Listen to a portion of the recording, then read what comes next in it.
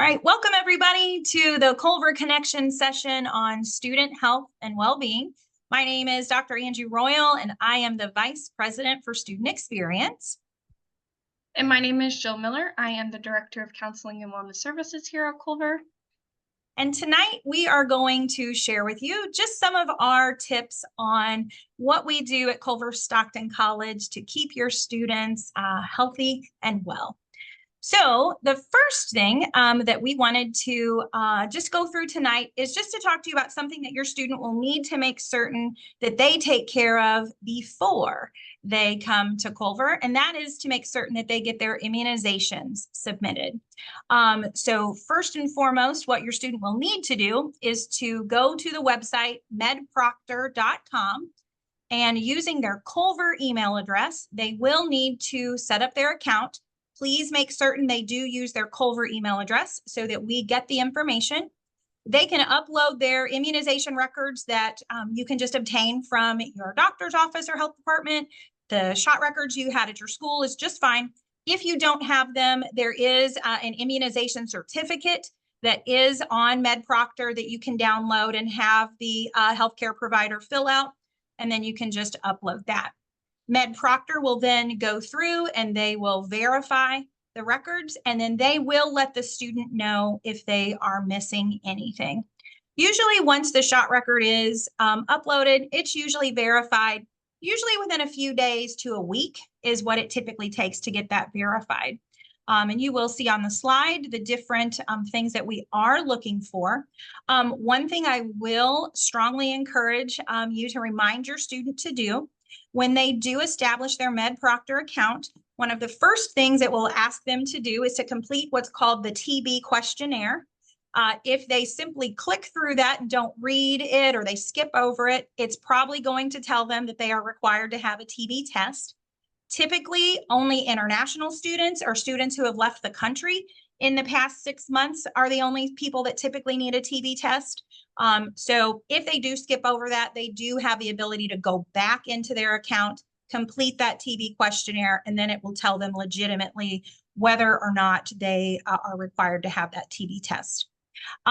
If your student is requesting a medical or a religious exemption from immunizations, they can either upload a letter from their healthcare provider or their clergy on letterhead to MedProctor, and we will review that exemption there. Or they can also, which is probably the best thing to do, just go ahead and submit that letter. Again, it needs to come from the healthcare provider or the clergy on their letterhead to studentlife@culver.edu, with their statement of support, and then we will get that taken care of. We do ask that they have these immunizations submitted before they do arrive to campus, because this can prevent them from being able to participate in their extracurriculars, and it will prevent them from being able to register for classes for the spring semester. The other thing that I did want to make you all aware of is a service that we have for students through Blessings Express Clinic. For a $75 annual fee, our students can go be seen for free after that for some common symptoms that college students might face, for things like cold and flu, ear infections, sinus infections, UTI, things like that. We do want to make certain that you do know, however, if there's additional treatments or medications that are required, that does come at an additional cost, so it would be billed to the student's primary insurance. I also do want to clarify that the Blessing Express Clinic is in Quincy, which is about 20 minutes up the road. So they would need to make certain that they had transportation over there. Again, it's about 20 minutes up the road. But we will have Blessing at our check-ins that we do have when students move in, and they can sign up for that service then. And you would just make a either pay cash or make a $75 check payable to Culver-Stockton College. All right, just some things that we are continuing to work on when it comes to the health of your students. We are working on the possibility of an on-site immunization clinic for our students who happen to have any missing immunizations. We can't guarantee that that's going to happen, but it is something that we are working on. If we can't make that happen, It's not unheard of for the Student Life team to drive students out to the Lewis County Health Department to get any missing immunizations. We do typically tend to have Lewis County Health Department come on campus and do things like flu shots.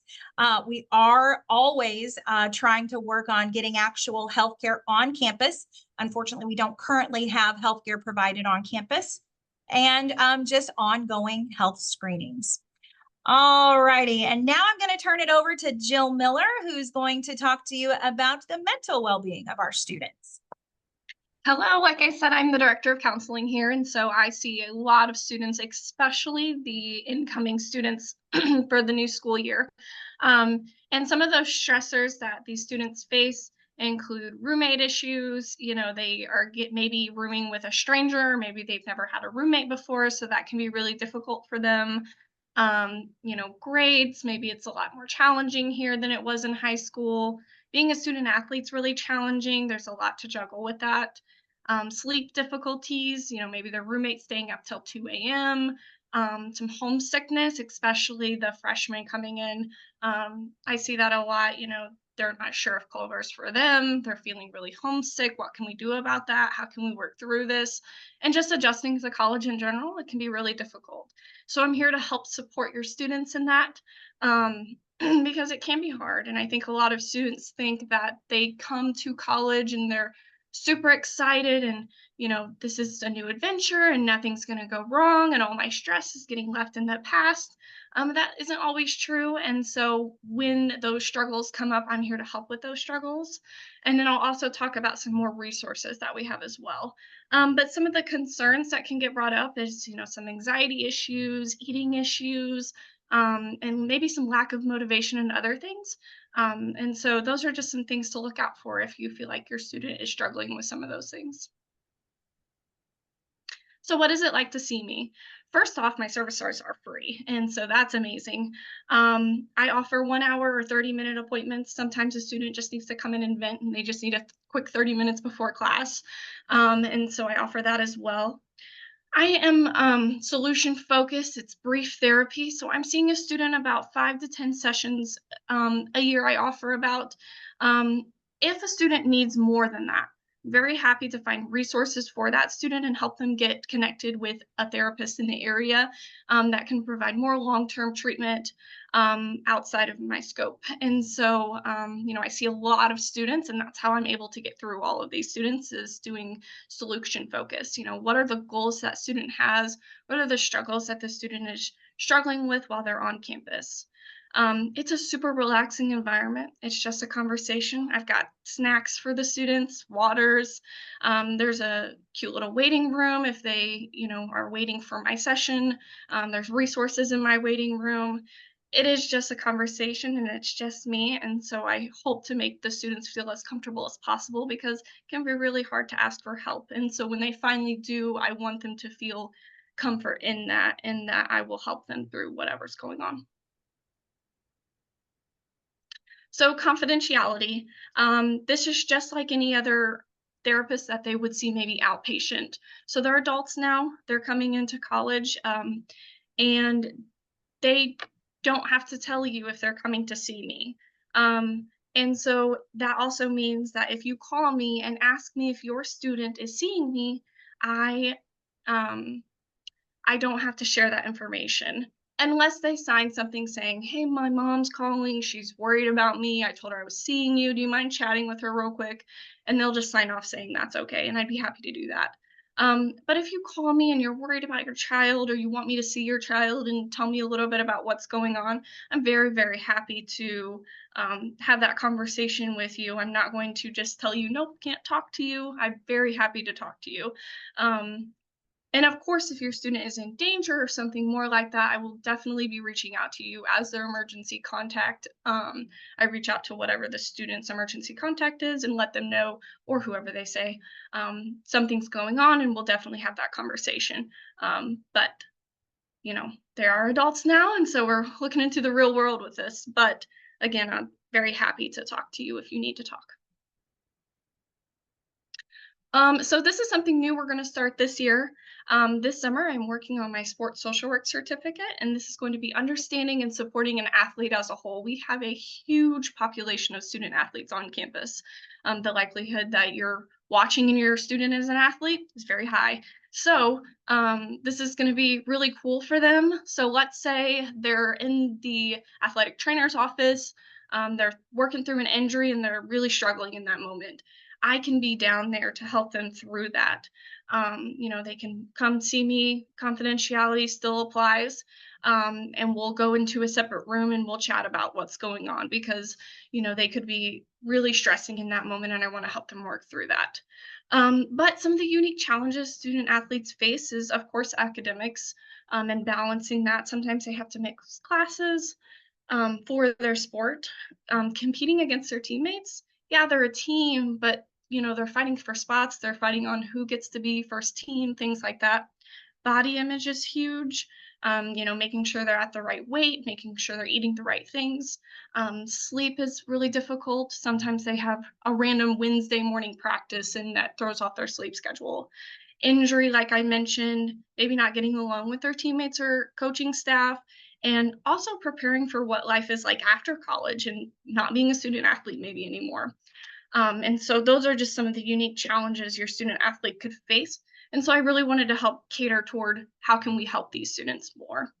And the location and office hours is a little bit up in the air right now, but we will definitely figure that out before your student gets to campus. Another thing that we have is the Wellness U app for the students. They had this last year, and I'm pretty certain they're going to have it this year again. Basically, this app promotes a lot of healthy initiatives for the student. So they can learn deep breathing, they can learn different body image things, kind of all the stuff that I mentioned on the previous slide that an athlete is struggling with is right there in the palm of their hands on an app that they can help work through. There's different assessments on this app, just different ways they can help with the stress. Different workout routines are on this as well. And so it's really cool. Your student athlete will get this and they'll be able to look through the app and just kind of see how it can help them the best. All of my information is on the Culver-Stockton website. I did just recently update some things and add some new resources in the area. So that's all updated on the website now. It talks about most of the stuff I'm talking about today, the confidentiality piece, if you're a little confused on what that looks like. Um, my free services and just a bunch of different other resources are on there as well. So if you go to the campus life, click counseling and wellness, and you'll see all that information there and just a little bit more about who I am. And so when the student is booking, that's also on the web page, but they'll also get cards. First day they get here, they'll receive my card on how they can book a session. Their options are on there for hour appointments, 30 minutes appointments. And so they'll click in on what they're requesting. If they're a new student, they will fill out an intake if they've never seen me before, which is likely for your students. But just something to mention, when they do book into my session, it goes on to the very first day. So you'll see on this page, I clicked on this on a Wednesday. And so that means on Wednesday will show up first. I think that can be kind of confusing for the students. So I just like to share that piece and I'll share that with your student as well. And making sure that they have their time zone sent to Central Time when they do book with me, because I've had students show up an hour later, an hour before, and they're like, "Nope, see, it says this time," and I'm like, "Your time zone's wrong." So, just making sure when they get to school, if they've never used a Google Calendar, making sure they get their Central Time set. So this is a really cool resource we have. This is online therapy. It's through the virtual care group. And so a student can use this 24/7. It's on-demand crisis counseling. That student can also pick what type of preference they want for their counselor. So if they feel a lot more comfortable seeing someone of a specific ethnicity or a specific group, such as the LGBTQ plus community, they can pick that type of person. They can also pick if they're specializing in anything. So let's say your student went through a traumatic event or maybe they're struggling with some substance use issues, they can pick that specialization for their therapist. And I think that's super awesome. They also just recently added in-person counseling within a 20-mile radius. So I'm assuming that is Quincy, Illinois, if that student is needing an in-person session, but they just don't quite want to see me, and that's totally fair.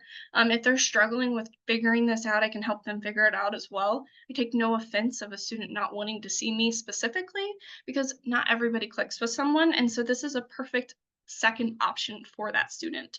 And like I said, it's 24/7. So if your student is struggling in the middle of the night and they need to chat with someone, this is available to them. And speaking of that, the 988 is the National Suicide Crisis Lifeline for Missouri. So a student can text this, they can call this. And so this is another good resource. Again, it's 24/7. And so let's say a student is having a panic attack at 2 a.m., they can use this service um, to help them calm down, help them work through the panic attack.